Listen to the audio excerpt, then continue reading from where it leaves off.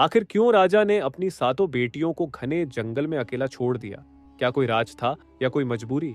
सच जानकर आप हैरान रह जाएंगे। सबसे नजर बचाकर राजा के खाने में राख मिला देती, क्योंकि वह विधवा औरत बड़ी दुष्ट स्वभाव की थी।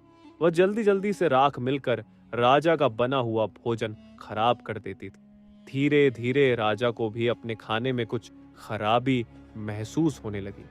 वह जानता था कि उसके लिए खाना उसकी बेटियां बनती हैं।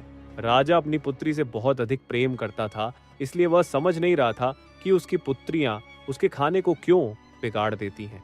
उसे इस बात का विश्वास नहीं हुआ।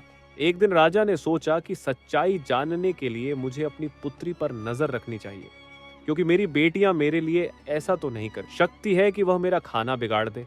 ऐसा सोच विचार करके राजा अपने कक्षा में चला गया। जब उसकी पुत्रियां खाना बना रही थीं, तो वह उन्हें खाना बनाते हुए छिप कर देखने लगा कि मेरी बेटियां किस मकसद के लिए मेरे खाने को खराब करती हैं। ऐसा खराब खाना खिलाकर वह मुझे क्यों मारना चाहती है? ऐसा विचार करते हुए राजा अपनी पुत्री को देखने लगा, क्योंकि वह अपनी पुत्री से प्यार भी बहुत करता था। उसने अपनी पुत्री को खाना बनाते हुए दीवार के गुप्त झरोखे से देखा। वह जानना चाह रहा था कि मेरी बेटियां कैसे खाना बिगाड़ती हैं।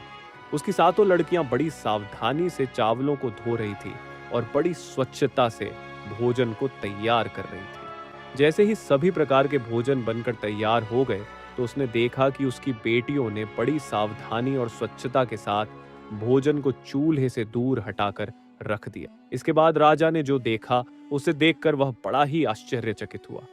राजा ने देखा कि प्रधान की विद्यावा आग लेने के लिए उनके घर पर आई और उसने अपने घर पर भोजन को पकाने के लिए आग मांगी।